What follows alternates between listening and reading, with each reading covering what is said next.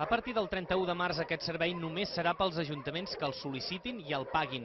Així de contundent s'ha mostrat l'Associació Protectora d'Animals Rodamont de Palafrugell davant el que consideren continus incompliments del Consell Comarcal del Baix Empordà.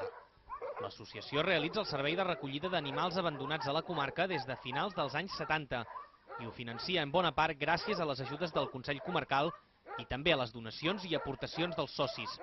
L'ens comarcal paga uns 60.000 euros que permeten, segons la protectora, només cobrir el 40% de les despeses de l'entitat.